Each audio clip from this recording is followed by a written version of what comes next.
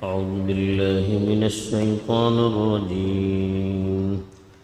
بسم الله الرحمن الرحيم. صبغة الله ومن أحسن من الله صبغة ونحن له عابدون. قل أتحاجوننا في الله وهو ربنا وربكم ولنا أعمالنا ولكم أعمالكم ونحن له مخلصون. الحمد لله والصلاة والسلام على رسول الله أما بعد. پیچھے جو آیات تلاوت کی گئی تھی اس میں اہل ایمان کو ایمان لانے کے لیے کن چیزوں کے قرار کی ضرورت ہے وہ طریقہ بھی بیان کیا گیا تھا، اور پھر اہل کتاب کے بارے میں بھی کہا گیا تھا کہ اگر وہ بھی آپ کی طرح ان چیزوں کا اقرار کر لیں جن کا بیان کیا گیا، جن کو پیچھے بیان کیا گیا ہے، تو وہ بھی ہدایت یافتہ لوگوں میں شمار کیے جائیں گے، ورنہ ان کے ایمان کا کوئی اعتبار نہیں ہوگا. اب جو آیات تلاوت کی گئی ہے اس میں خاص طور پر اہل ایمان کو خطاب کر کے کہا جا رہا ہے کہ آپ بتائیے کہ اللہ پر ایمان لانے اور اس کے دین کے اثرات زندگی پر مرتب ہونے کی وجہ سے کون سا رنگ چڑھ جاتا ہے. چنانچہ ارشاد ہے صبغۃ اللہ، اللہ کے رنگ کو اختیار کیا کرو. ومن احسن من اللہ صبغہ، اور اللہ سے بڑھ کر رنگنے والا اور کون ہو سکتا ہے. وَنَحْنُ لَهُ عَابِدُونَ، اور ہم تو اسی کی عبادت کرنے والے ہیں. صبغہ کہتے ہیں کسی چیز کے رنگنے کو کہتے ہیں. یہ کپڑا ہے، اس کو کسی رنگ میں ڈبا کر رنگین بنایا جاتا ہے، کوئی کلر اس پر چڑھایا جاتا ہے.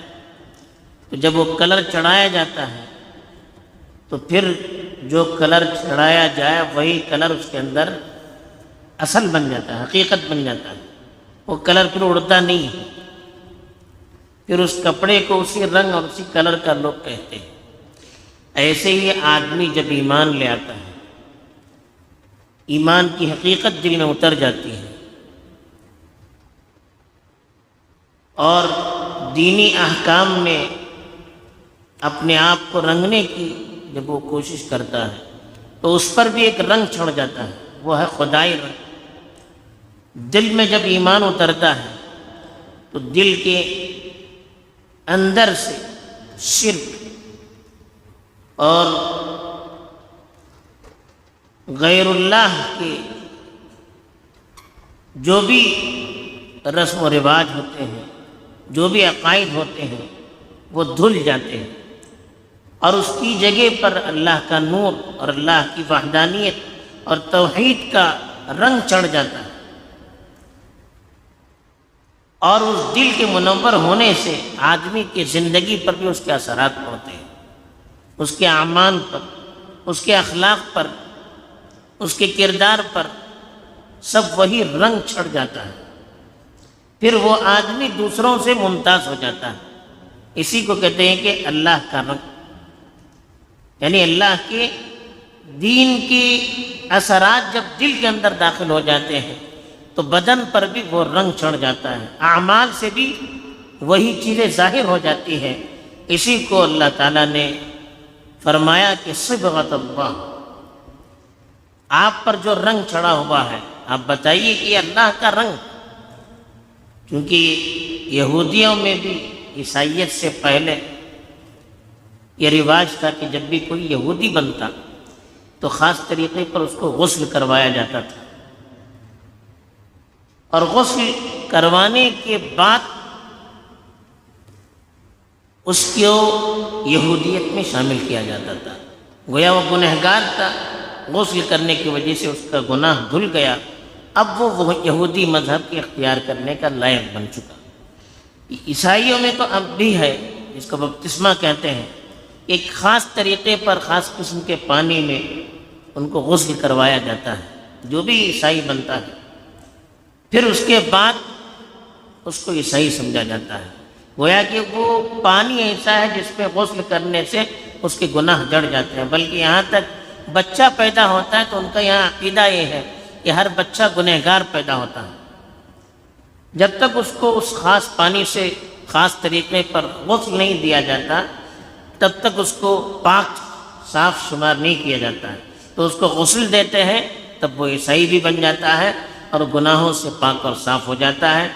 گویا اس کی بھی تردید کی گئی اس آیت میں کہ ان سارے رنگت کو، جس کو استباق کہتے تھے عربی میں، اس کی کوئی حقیقت نہیں ہے. اصل رنگ تو اللہ کا رنگ ہے، توحید کا رنگ ہے. تو اسی لیے کہا وَمَنْ أَحْسَنُ مِنَ اللَّهِ صِبْغًا، اللہ سے بہتر رنگ کون چڑھا سکتا ہے؟ یعنی اللہ کی توحید سے بہتر کون سا رنگ ہو سکتا ہے؟ اللہ کے دین سے بہتر کون سا اثر انسان کی زندگی میں ہو سکتا ہے؟ پھر کہا وَنَحْنُ لَهُ عَابِدُونَ، اور ہم اسی کی عبادت کرتے ہیں.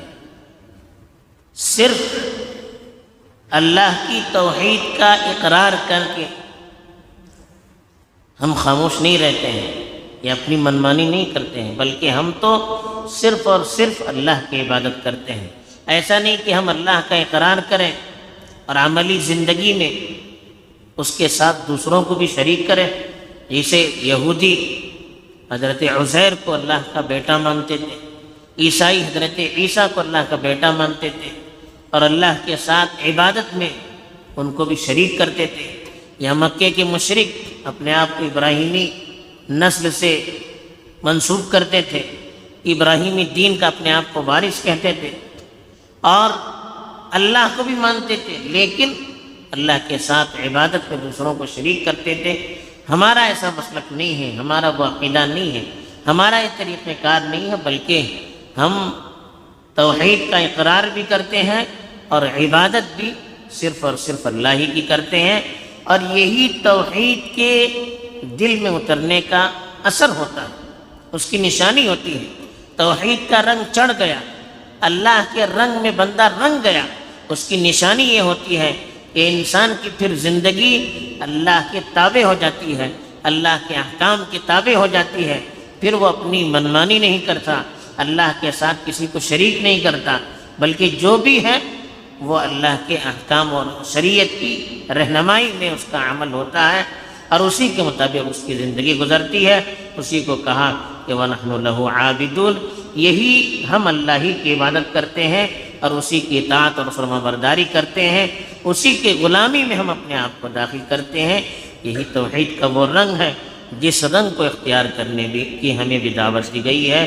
اللہ تعالی ہمیں بھی اپنے آپ کو اس رنگ میں رنگ کر زندگی گزارنے کی توفیق دے. آمین. وآخر دعوانا الحمدللہ.